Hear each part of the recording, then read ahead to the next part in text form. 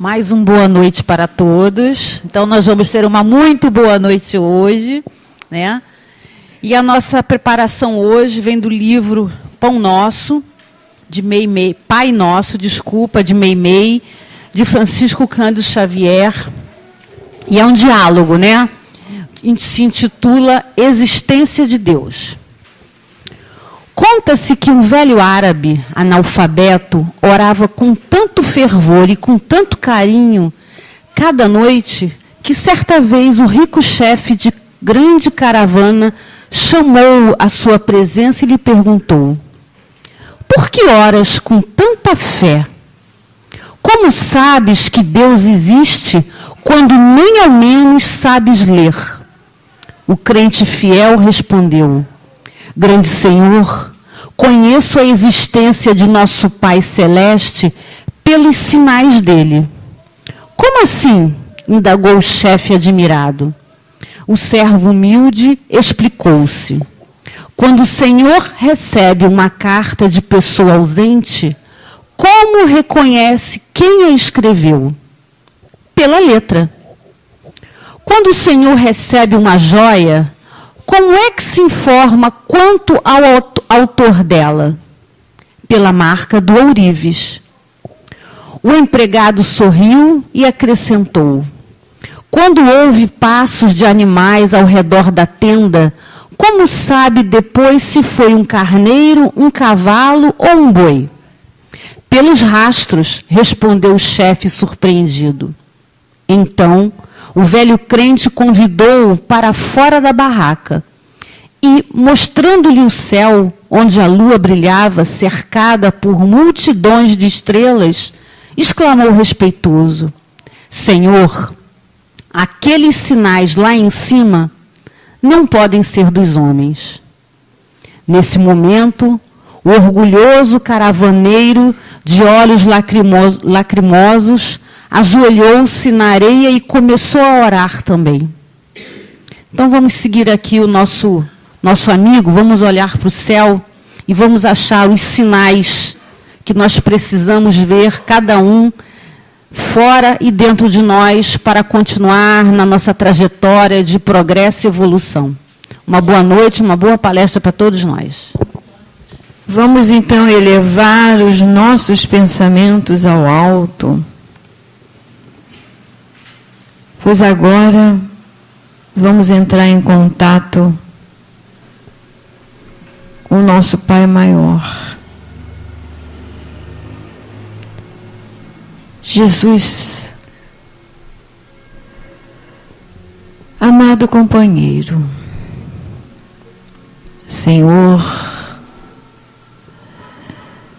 eis-nos aqui mais uma vez, Senhor. As nossas necessidades nos trazem à tua casa. Não há necessidade de declinar, pois tu bem sabes o que se passa com cada um de nós.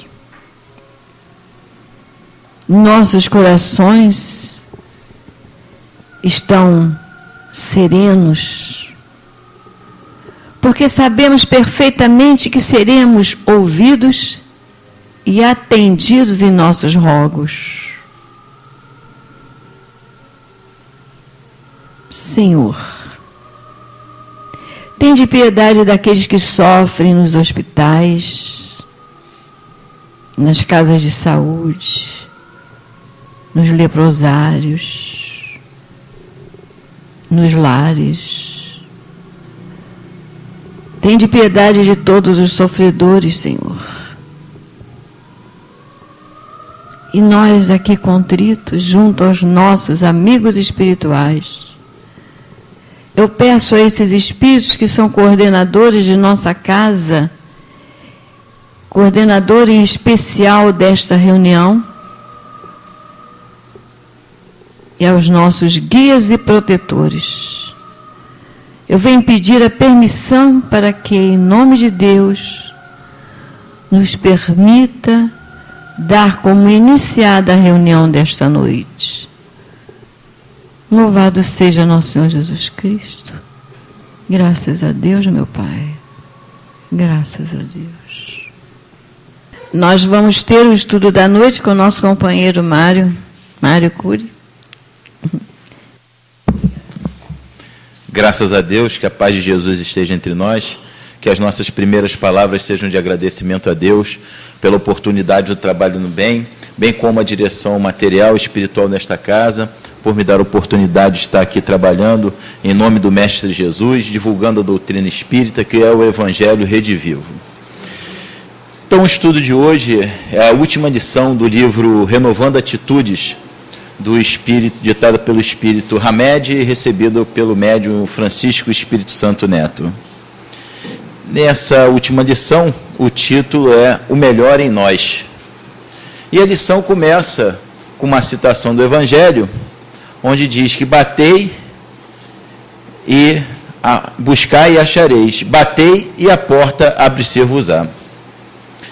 Faz a referência, essa lição, à necessidade que temos de buscar, como o próprio título diz, o melhor em nós. Mas por que ela nos explica isso? E inicia justamente com essa citação evangélica. Porque todos nós queremos o que há de melhor. Todos nós praticamos os nossos atos, desenvolvemos as nossas atividades, pensando em fazer o melhor, em buscar a felicidade.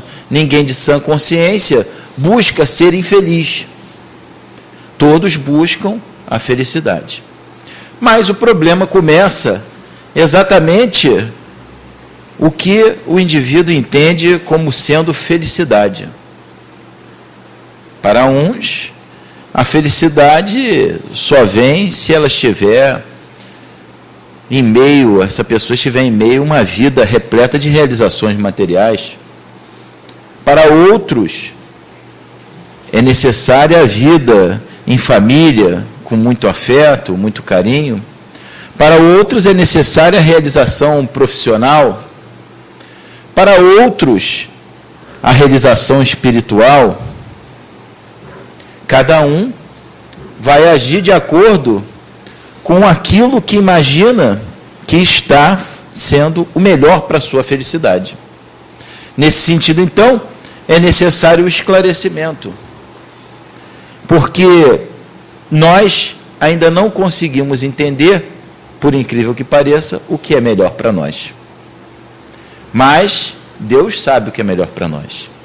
E a providência divina e a natureza age de maneira sempre que nós sejamos reconduzidos ao melhor caminho para as nossas existências. Ao melhor caminho para que nós possamos desenvolver a nossa moralidade. Então, a necessidade do esclarecimento. E a doutrina espírita nos traz esse esclarecimento. Sem um falso moralismo, sem a necessidade de ninguém se passar por aquilo que não é,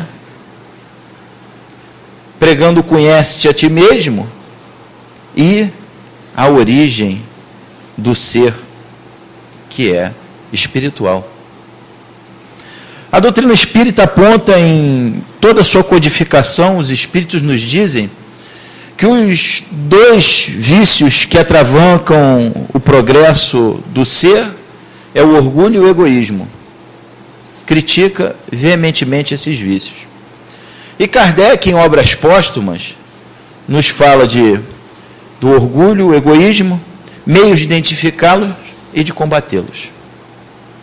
E nos diz que a melhor maneira de combater o orgulho e o egoísmo é identificando o ser com a sua origem, de espírito, e com o seu futuro, que é também a espiritualidade, a vida imortal. Ora, quando nós nos compreendemos como um ser imortal, que momentaneamente estamos num corpo material, no corpo físico, nós ampliamos os nossos horizontes, a forma de ver a vida. a vida material é importante. Claro que é importante. É tão importante que reencarnamos para vir aqui vivenciar essas experiências. Ter conforto material é importante? Claro, todo mundo quer ter conforto. Mas será que eu só vou ser feliz se eu tiver conforto? Eu conto a vocês de uma experiência pessoal que eu conheço pessoas que vivem modestamente e são muito felizes, mas infinitamente mais felizes do que algumas pessoas ricas que eu conheço. Mas sem comparação. E aposto com vocês, pelo menos 2 delas eu tenho certeza, não trocariam a paz que eles vivem por nenhuma riqueza.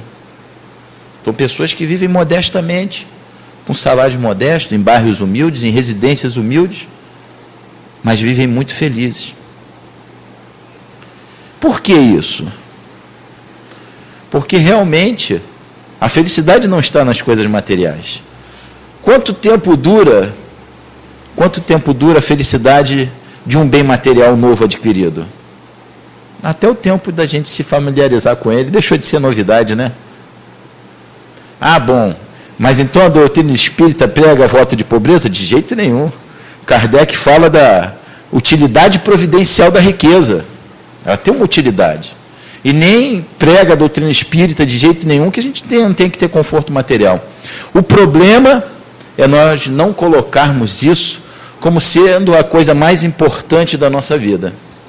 Que eu só vou ser feliz se eu for realizado materialmente. Mas e se você está nessa vida para passar pela prova justamente de não conseguir as suas realizações materiais, porque no passado, quando você as obteve, você se perdeu. Então, como é que vai ser? A vida material, então, é importante, no sentido de que precisamos vivenciar experiências no corpo que, na vida espiritual, nós não seríamos bem testados. Por que não seríamos bem testados? Porque, como espíritos imortais, quando estamos vivendo na erraticidade, pensamos de maneira mais ampla. Há coisas que ficam relativizadas, porque nos vemos ali como seres imortais. Então seria uma prova com cola. Agora, quando reencarnamos, não. Reencarnamos em meio adverso, já nascemos cheios de necessidades materiais, nascemos em contagem regressiva e temos que sobreviver. Todos nós lutamos pela vida. E aí, então, é nesse momento que nós somos testados.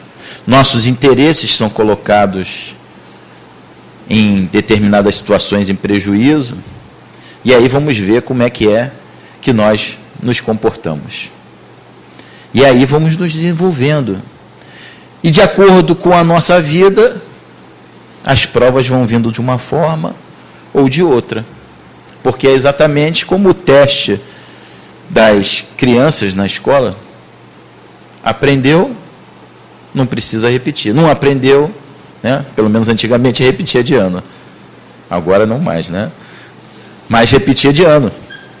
Tinha que refazer para aprender. E conosco também é assim. Temos as nossas dificuldades morais, trazemos as nossas marcas perispirituais, trazemos as nossas necessidades de aprendizado, há um planejamento reencarnatório, o gênero de prova é escolhido, e de acordo com o nosso comportamento, magneticamente, vamos atraindo uma situação ou outra. Mas, se nós então compreendermos, como a doutrina espírita quer nos mostrar, que aqui é uma passagem, não um ponto definitivo, deixaremos uma série de questões de lado. Deixaremos de nos importar tanto com as coisas materiais. Não é se importar porque a gente não possa querer as coisas boas, não. Deus colocou o prazer no mundo para tornar a vida agradável, mas se importar de maneira que não deixemos os nossos orgulhos tomar conta da nossa atitude. que nós não coloquemos essas séries de dificuldades da vida material como empecilho para a nossa felicidade. Bom, esclarecer. Tem até uma frase interessante do Dalai Lama, que ele diz assim: não consigo, está resumida, é um pouquinho mais longa, mas não consigo compreender os homens, porque eles gastam toda a juventude para adquirir riqueza. Depois, na velhice, gastam toda a riqueza para reconquistar a saúde. E vivem como se nunca fossem morrer, e morrem como se nunca tivessem vivido. Interessante a reflexão, né? Então, é bem da necessidade, fala bem da necessidade de nos compreendermos como seres imortais. Mas aí, ao longo da nossa caminhada, ao longo da nossa vida, vamos enfrentando as dificuldades. E, às vezes, nós nos achamos impotentes, porque pensamos assim, né? Puxa, mas falta tanto. Quem de nós já não teve essa reflexão, né? Nosso modelo e guia é Jesus. Mas Jesus parece que está num patamar moral inatingível a nós. Nós conseguimos suportar o que Jesus suportou? Nós conseguiríamos, por acaso, cumprir aqueles mandamentos todos? Amar o inimigo. Se alguém lhe quiser tomar a capa, dê também a túnica. Eu sempre confundo, não sei se é o contrário. Se quiser te forçar a dar 1000 passos, dê 2000 passos. Se te bater na face direita, oferece a esquerda. Coisa complicada, né? Nós conseguimos isso? Eu tenho certeza que vocês todos já conseguem isso. Eu ainda não consigo, né? Mas começamos a entender o que Jesus quis dizer. Começamos a compreender. A doutrina espírita, então, vem trazer esse esclarecimento para que nós possamos adquirir, através do pensamento, um sentimento que nos propicia cumprir, a maior parte do tempo, a lei divina. O Hamed, o espírito, na lição, ele faz o comentário: olha, cada um de nós já está dando o melhor de si. Já está dando o melhor de si, porque é o que nós sabemos. Mas aí o papel da doutrina espírita é aumentar essa nossa capacidade, através da intelectualização, para o florescer dos sentimentos. Ele dá o exemplo, né? Será que quem rouba, quem calunia, quem assassina, não sabe que há uma diferença entre o que está certo ou está errado? É claro que sabe, mas ainda não transformou esse conhecimento nos sentimentos a ponto de respeitar o próximo. É preciso, então, que transformemos o conhecimento, a intelectualização, em sentimentos. No Evangelho segundo o Espiritismo, o Espírito Lázaro, no capítulo 11, item 8, ele diz assim, que no início é só instinto, depois mais apurado e corrompido tem sensações, e mais adiantado e instruído tem sentimentos, e o ponto alto do sentimento é o amor. E lá no início dessa mesma lição, no item 8, lá pela terceira ou quarta oração, ele diz assim, que os sentimentos são os instintos elevados à altura do progresso realizado. Então, vai ser através das reflexões, da vivência, das provas, das experiências, que nós vamos transformar esses sentimentos, esses instintos, aquilo que nós entendemos, que nós já compreendemos intelectualmente, em sentimento. Então, um amigo que passou por umas dificuldades financeiras, e ele é uma pessoa bem reflexiva. Quando acabou a dificuldade, ou quando melhorou a dificuldade lá, ele disse assim, olha, Mário, foi muito bom tudo isso que eu passei. E eu fiquei curioso, né? Mas foi bom por quê? Ele falou, não, porque eu sempre tive facilidade de ganhar dinheiro e não dava o devido valor ao dinheiro. eu esbanjava, eu gastava muito dinheiro à toa. E quando passei por essas dificuldades, eu comecei a pensar quantas vezes eu gastei dinheiro à toa. Quantas vezes eu gastei assim, gastei assado, podia ter sido mais contido um pouco. E eu hoje valorizo mais o dinheiro, não no sentido de ser apegado, mas no sentido de ser mais equilibrado com as coisas que eu faço. Esse mesmo amigo, eu e ele temos um outro, já está desencarnado, que gastava muito dinheiro, gente.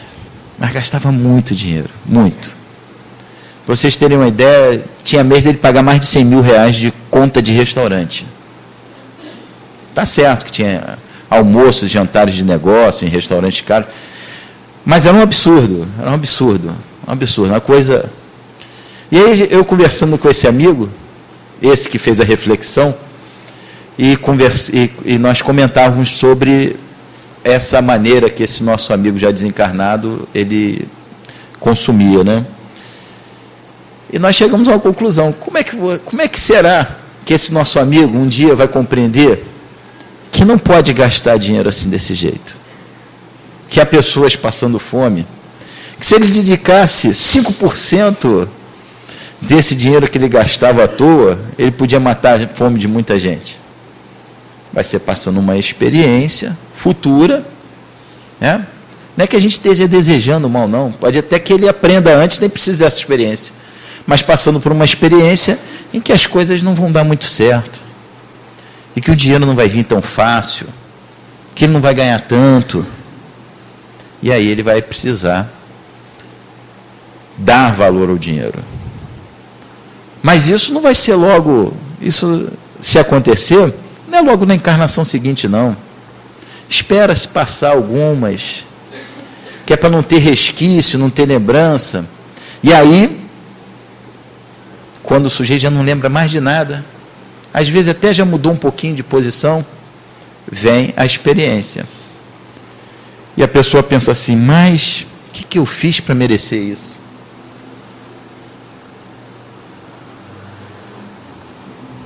Será que Deus está sendo justo comigo? E na maioria das vezes foi a própria pessoa, o próprio espírito que antes de encarnar pediu aquela experiência, porque ele precisava aprender. E todos nós vamos passar por diversas experiências. A gente está falando aqui muito das coisas materiais, porque são as que mais distraem a gente. Mas, além do apego material, há outros apegos, há várias formas de apego, né? Às vezes eu sou apegado à minha posição profissional, às vezes eu sou apegado à minha posição familiar, às vezes eu sou apegado à família. Mas tem alguma coisa errada ser apegado à família? Não, claro que não. Mas, e na hora do desencarne, como é que é? Eu preciso desenvolver em todos os sentidos da minha vida essa ideia de ser imortal.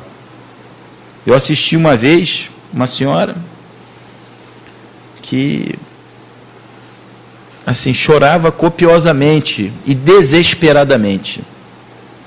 Ela, aos 78 anos, chorava copiosamente e desesperadamente porque a mãe de 96 tinha desencarnado. Claro que a filha tem direito de prantear o desencarne da mãe. Mas eu fiquei olhando o desespero dela e pensando assim, uma pessoa até que eu gosto muito, tentei consolá-la. O que ela guardava? Será que não era de se esperar que uma pessoa aos 90 e tantos anos de idade, que ficou 2 anos e pouco doente, iria desencarnar? Será que isso já não foi uma bondade de Deus, uma preparação para que ela pudesse aguardar esse momento? E eu perguntava a ela, e ela vai para onde quando sair daqui? Ah, vai para um lugar melhor, que ela era muito boa, realmente era uma senhora muito boa. Então, e ela que estava sofrendo? Estava. E o que você preferia? Que ela ficasse aqui sofrendo ou que ela vá para esse lugar melhor? Ah, mas aí não estava perto de mim. Eu falei, não, então eu vou perguntar de novo, que a senhora não entendeu a minha pergunta. A senhora preferia que ela ficasse aqui sofrendo ou que ela fosse para esse lugar melhor que a senhora acha que ela vai? Não, eu preferia que ela ficasse perto de mim. Como é que é o nome disso? Egoísmo, né? Então, a gente está comentando aqui, porque não estamos revelando o nome, né? Nós não estamos revelando o nome, mas olha como é que o raciocínio é totalmente equivocado.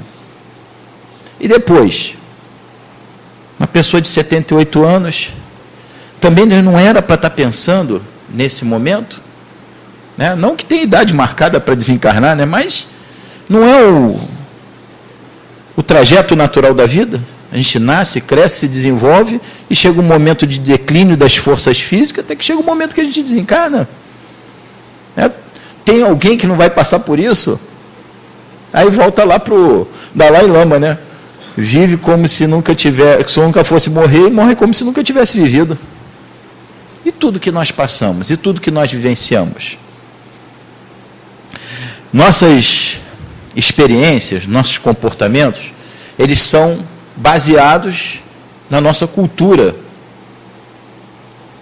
dessa vida e das diversas que nós tivemos, onde adquirimos diversos hábitos, adquirimos uma forma de sentir, de olhar o mundo, mas a cada encarnação essa forma vai se modificando por conta das experiências que nós atravessamos.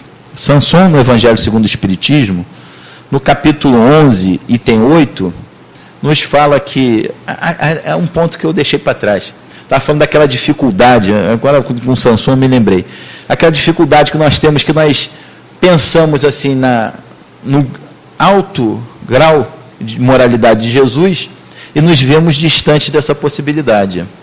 Mas é um processo, porque não há seres criados já totalmente prontos. Todos nós fomos criados simples e ignorantes e chegaremos à perfeição, igualzinho a Jesus. Ele também foi criado simples e ignorante e teve a trajetória dele, antes de nós. Quanto tempo ele levou, nós não sabemos, mas com certeza ele também teve a trajetória de desenvolvimento moral até que ele chegasse à perfeição. E nós também vamos chegar lá. Sanson, no Evangelho segundo o Espiritismo, lá no capítulo 11, item 10, item 8 é a mensagem de Lázaro. Ele nos diz assim, ó: vós que me ouvistes, já sois bem melhor do que há 100 anos atrás. Já aceitais, sem discutir, uma série de ideias sobre fraternidade, amor e igualdade que antes não entravam em vossas cabeças. Ora, daqui a 100 anos, aceitarás outras tantas ideias que hoje também não entram em vossas cabeças.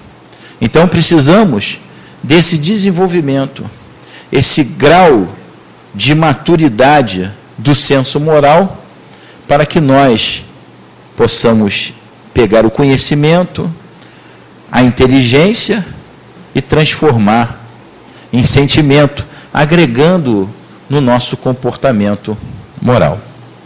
E aí a doutrina espírita, então, nos traz essa visão evolucionista, porque senão ficaríamos com aquela ideia de uma única existência. Ora, uma única existência não dá para nós nos desenvolvermos moralmente.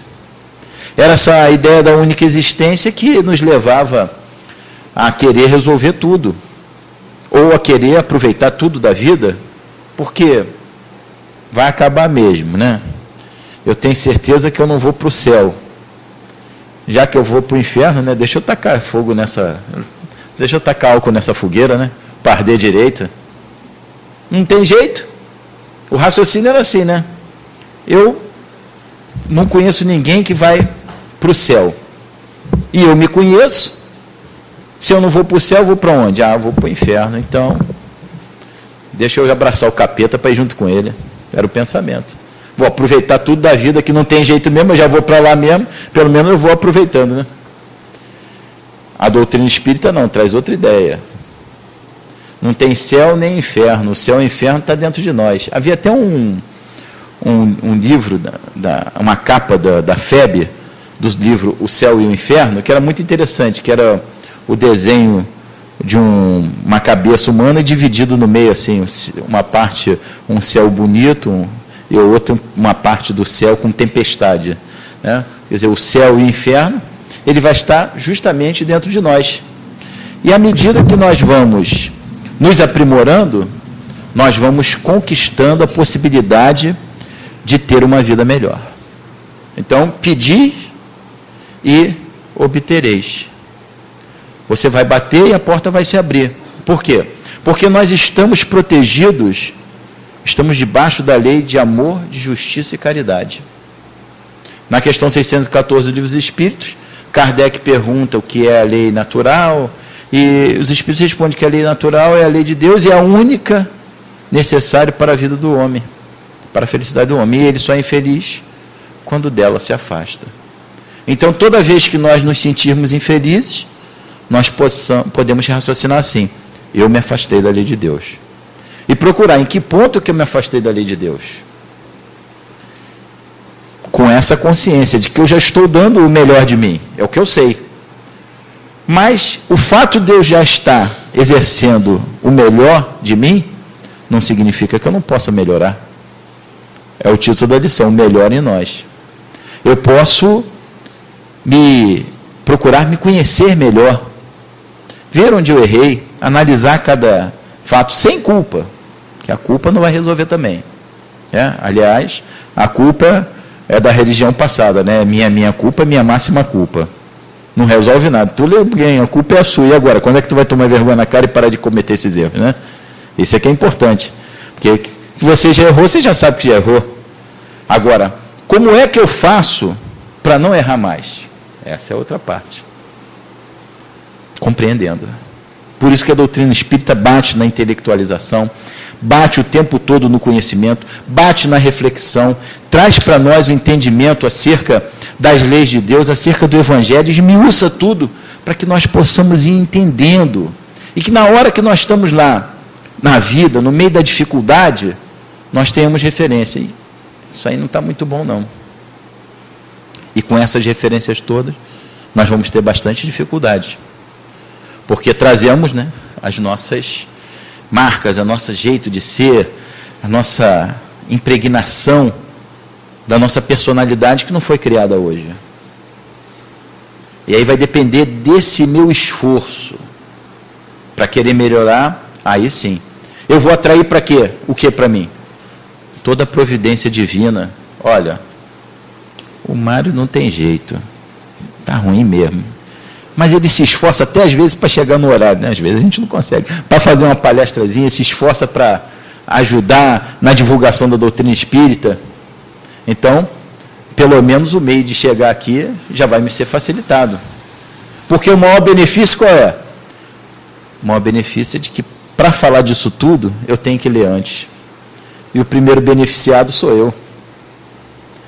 Mas, se eu não colocar isso em prática, qualquer um pode ser trabalhador, pode ser só ouvinte, pode ser só simpatizante, todo mundo é filho de Deus, está submetido à mesma lei.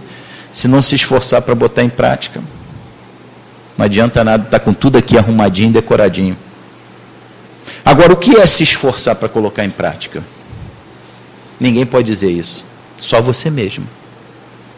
Isso é uma coisa íntima, particular. Você sabe até onde você pode ir.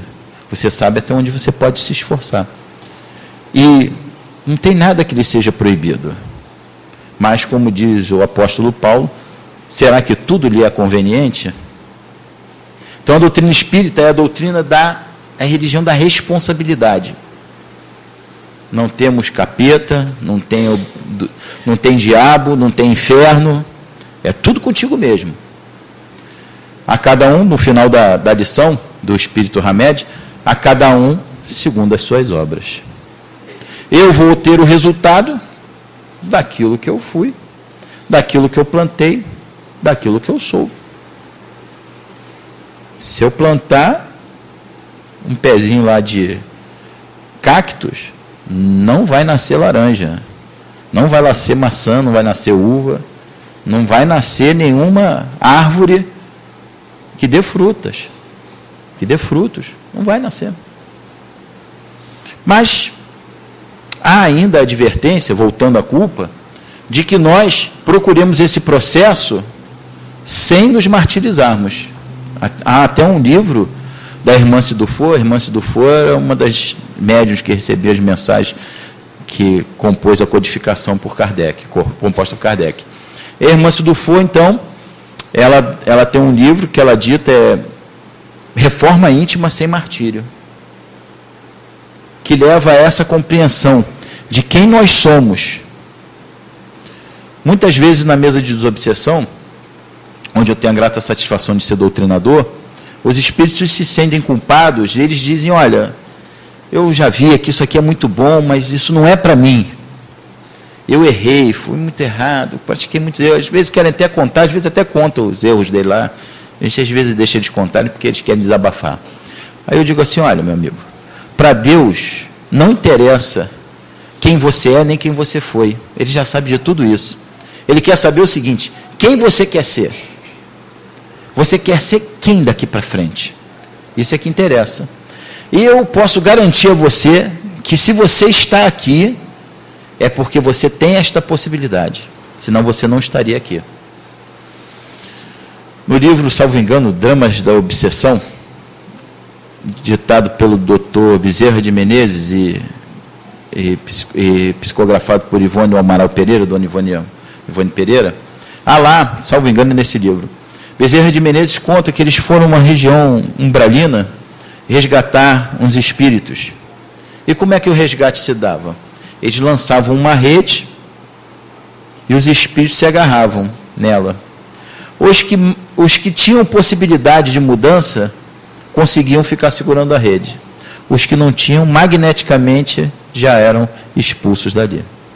Então eu digo a eles, olha, se você está aqui, é porque você já tem essa possibilidade de mudança, senão você não estaria aqui. Senão os espíritos que cuidam desse trabalho não teriam trazido você aqui. Mas nós temos aqui, a nosso favor, todo o poder de transformação que a doutrina espírita nos traz. Então, ela começa nos explicando sobre essa possibilidade de nós atrairmos para nós as forças do universo, as forças do bem, porque nós vibramos aquilo que sentimos. Peguemos uma pessoa que reclama o tempo todo, uma pessoa que maldiz as suas provas, uma pessoa amarga, uma pessoa com dificuldade de se relacionar. Nós temos prazer de ficar perto dessa pessoa? Não, às vezes temos até compaixão, queremos ajudá-la. Aí ficamos perto de uma pessoa que está sempre alegre, sempre contente, sempre olhando a vida sob um aspecto positivo, sempre trazendo a esperança, sempre olhando as coisas com a possibilidade de melhoria. Nós não temos prazer de ficar perto dessas pessoas, essas pessoas não são agradáveis. Por quê? Porque elas magneticamente exalam aquilo que elas sentem. Então, quando nós pensamos no bem, atraímos o bem. Quando eu quero agir dentro da lei de Deus, mesmo que às vezes eu não tenha o total discernimento, a vida, as situações, elas se arrumam de tal maneira que vai acontecer o que é melhor. Quantos e quantos, eu conto para vocês na minha experiência profissional, quantos e quantos casos eu olhava assim e falava, puxa, como é que isso vai acabar? E depois, refletindo sobre o que eu conhecia do aspecto moral das pessoas envolvidas na situação, eu sempre via que aquelas que se esforçavam, que tinham dificuldade, mesmo que tenham errado, as coisas sempre se ajeitavam de uma maneira melhor. Quanto às outras, muitas vezes até aparentemente corretas, até aparentemente certas nas questões, as coisas não davam certo. Por quê? Porque depende do que eu quero para mim. Então, eu quero ser uma pessoa melhor. Eu quero corrigir os meus erros. Eu quero tentar cumprir a lei de Deus. Eu quero cumprir a lei de amor. O que eu faço? Eu leio, eu estudo o Evangelho, eu venho à casa espírita. Não é o fato de eu estar exatamente ligado na religião, é o fato do que eu quero. Então, como como eu penso nisso, eu atraio as possibilidades de eu me melhorar. Todos vocês devem ter visto já um filme, né? É uma comédia, né? O Todo-Poderoso. Então tem um momento lá, do 2, que a mulher lá de um personagem está conversando sem saber com Deus. E ele pergunta assim: se você pede paciência a Deus, Deus vai lhe dar paciência ou vai lhe dar a oportunidade de você desenvolver a paciência? Aí é que entra esse olhar da doutrina espírita. Essa identificação que eu tenho que ter como sendo um ser imortal, como sendo um homem do mundo, estando no mundo sem ser do mundo. Essa visão de que o que eu passo tem uma utilidade providencial. Não há nada que aconteça no universo que não seja dirigido por Deus. Nada. E tudo tem uma razão de ser. Então, eu me esforçando, eu procurando, eu vou estar sob a proteção da lei de justiça, amor e caridade. Tem um caso que eu acompanhei desde o desencarne da pessoa até depois o familiar me trouxe uma mensagem psicografada e a gente estudou a mensagem. Um rapaz foi assaltado, ele era ligado à área de segurança, andava armado, e ele estava de moto, o assaltante mandou ele se afastar e não virar para trás. Ele deu alguns passos, segurou a arma e virou. Quando ele virou, o assaltante já estava com a arma apontada para ele e o matou. Ele desencarnou. Alguns anos depois, ele deu uma mensagem para a mãe, dizendo que nesta última encarnação, ele tinha pedido a Deus que de forma nenhuma ele tirasse a vida de ninguém. E que ele preferia perder a vida do que tirar a vida de alguém. E que Deus atendeu o pedido dele. Que se ele tivesse conseguido se virar, ele ia tirar a vida do assaltante. Bom, nós falamos assim, né? Não queremos parecer que somos sem sentimento ou frio, ou que uma mãe não deve ligar para a vida do filho, é claro. Mas nós estamos trazendo aqui que esse irmão que deu a mensagem depois, ele trouxe para nós a prova de que quando estamos sob a lei de justiça, amor e caridade, nós estamos protegidos. Nós estamos fora do alcance das forças negativas. Porque o que há? Há as forças do bem e as forças que ainda não são do bem vibrando. Bem faz, então, o Espírito Antônio de Aquino, que na sua saudação, ele, quando começa a dar uma mensagem, diz assim: que o amor único de Deus inspire todas as almas para o bem. É um bom raciocínio, né? Nós olharmos quem comete o erro, não significa que nós tenhamos que aprovar o erro, mas olhar com essa visão da compaixão, né, de que o escândalo há de vir, mas ai daquele por quem o escândalo vier, sabendo que se ele está infringindo a lei de Deus, mais tarde ele vai resgatar, e que aquele que sofreu não é um injustiçado, também já está resgatando, e que ele liberou, um foi liberado, e o outro ainda vai ter que cumprir a pena. Aí dá para entender a prece de Bezerra de Menezes. Num dos livros ele diz assim: Senhor, quero pedir licença aqui, não para orar pelas vítimas, não pelos que foram infelicitados, mas para orar pelos algozes, pelos infelicitadores. Justamente por isso, esses ainda vão ter que aprender. Até um caso, me parece que é um caso verídico, né? Um trabalhador espírita, assim, fervoroso e tal, quase sofreu um acidente. O acidente ia ser fatal, ele conseguiu se livrar. E chegou meio centro espírita, assim, meio atordoado, e disse: vamos ver o que os espíritos me dizem. Aí abriu o evangelho a casa e caiu lá uma mensagem do Fenelon: se fosse um homem de bem, teria morrido. Por quê? Porque o homem de bem já está liberto da prisão. A vida no corpo físico é uma prisão para o espírito. Aquele que ainda não prendeu tem que continuar a cumprir sua pena. Então, muitas vezes, quando a gente vê, né, ele explica a nossa lição, partiu fulano, era tão bom, por isso que ele partiu. Que nem a história lá da senhora que eu contei, que a filha pranteava muito, ela não estava sentindo muita dor, não foi melhor ela ter partido e ter ido para um lugar melhor, ter deixado as dores do corpo físico? Né? Porque vida e morte é uma questão muito subjetiva. Né? Voltamos a repetir, quem daqui não vai morrer? Vocês conhecem alguém que não vai morrer? Todos vamos morrer. Então isso é uma consequência natural da vida. E mais, já nascemos e morremos inúmeras vezes.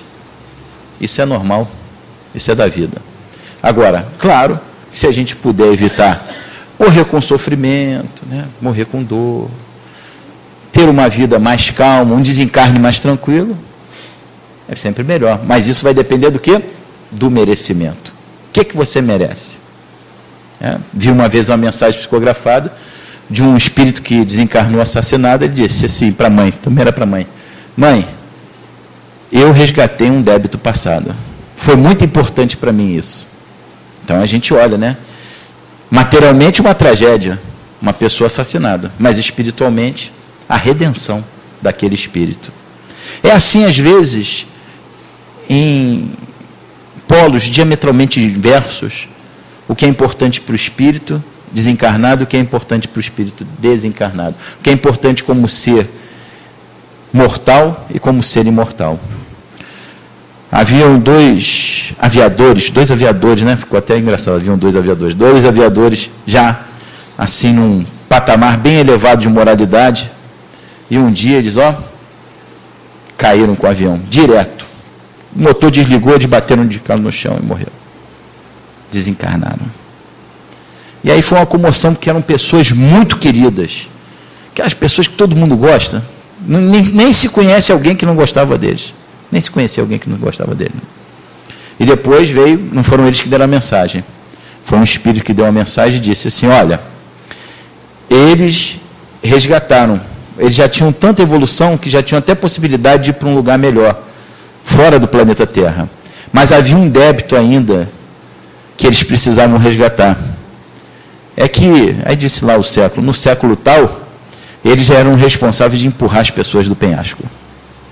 Então eles precisavam se livrar dessa marca para poder ir para um planeta melhor, que eles já tinham até capacidade de ir para um planeta melhor. E aí, se nós olharmos materialmente, horroroso, pavoroso, uma morte horrorosa, mas se olharmos espiritualmente, a redenção desses espíritos.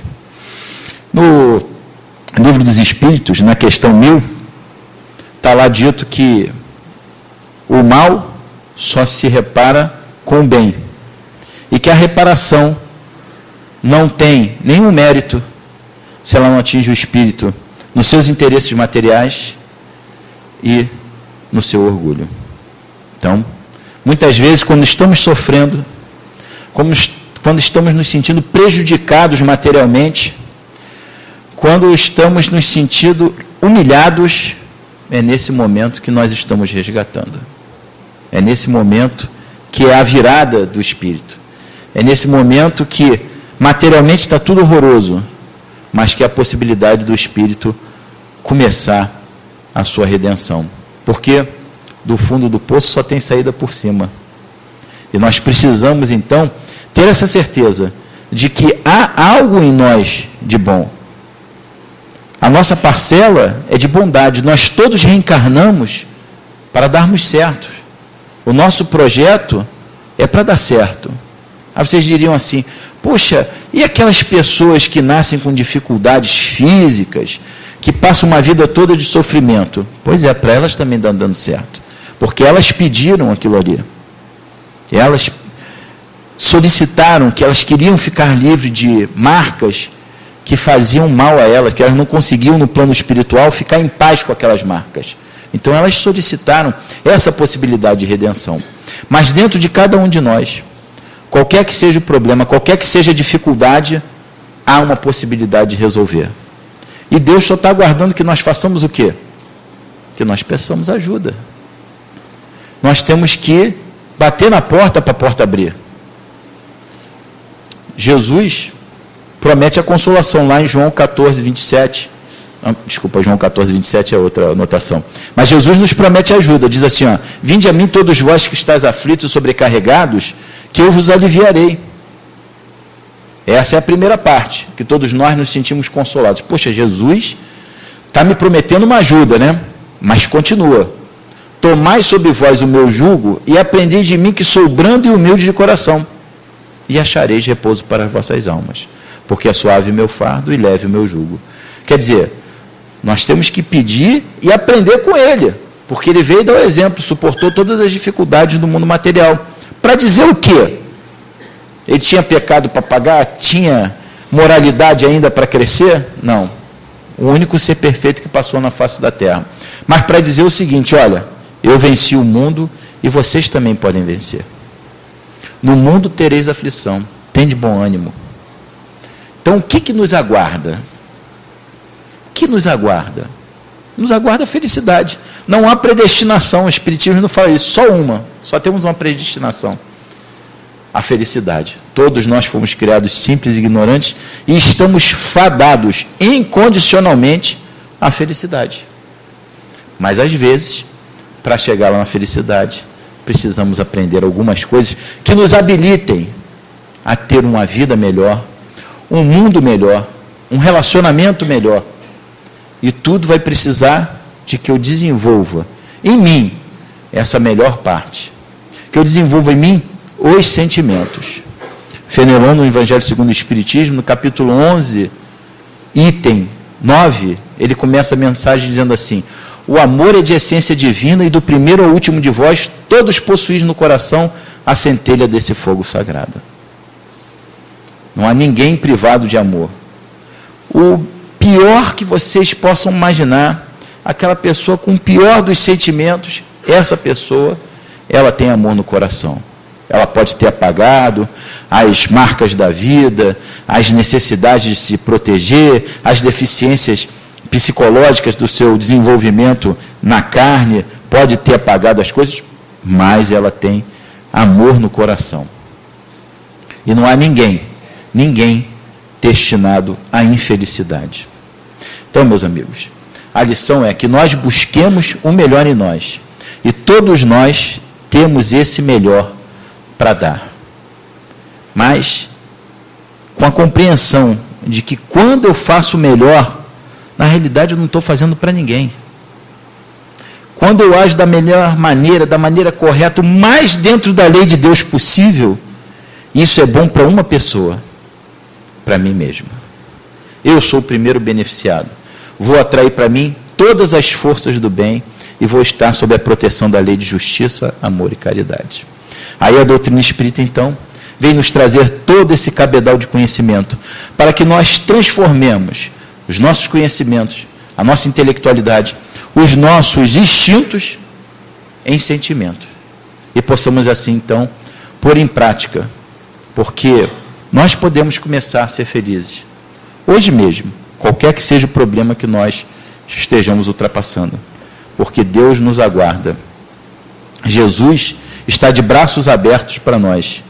E Deus cuida tanto de nós, que tem um Espírito que cuida de nós desde antes do berço e continuará cuidando de nós depois do túmulo. É o conhecido vulgarmente como anjo da guarda, é o nosso Espírito guardião, responsável pela nossa encarnação. Então, vamos agradecer a Deus a oportunidade de termos conhecido nessa encarnação a doutrina espírita, ciência, filosofia e religião, que me coloca a par dessas coisas todas, faz com que eu possa pensar, me entender como um ser imortal, que estou destinado à felicidade. E que assim, então, eu possa ir para sempre ao alto e na direção de Deus. Graças a Deus, que Deus e Jesus sejam louvados hoje e sempre. E como diz o Espírito Antônio de Aquino, que o amor único de Deus inspire todas as almas para o bem. Graças a Deus.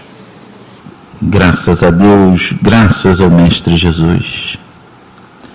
Mestre Jesus, queremos elevar nossos corações até a Ti, para Te pedir auxílio na compreensão da vida, na compreensão de tudo que nos acontece, para que possamos viver de acordo com o teu Evangelho.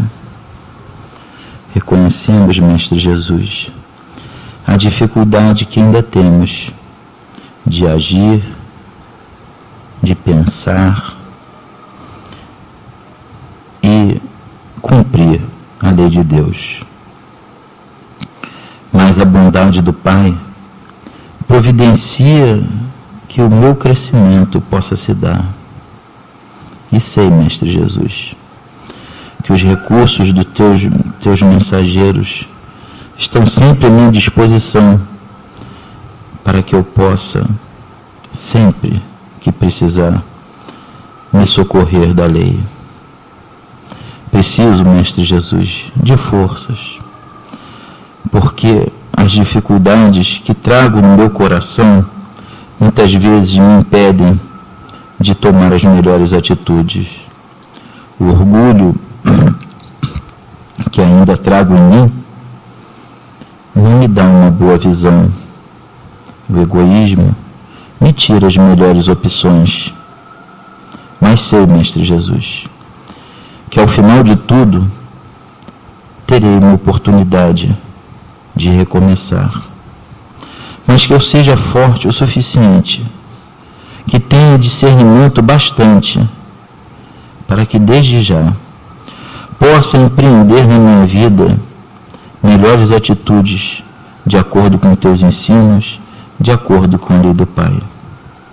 Que eu possa ter sabedoria suficiente para buscar sempre o auxílio, para estar sempre debaixo da proteção divina.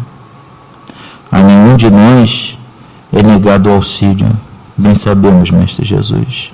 A nenhum de nós é recusada a possibilidade de reparar e recomeçar.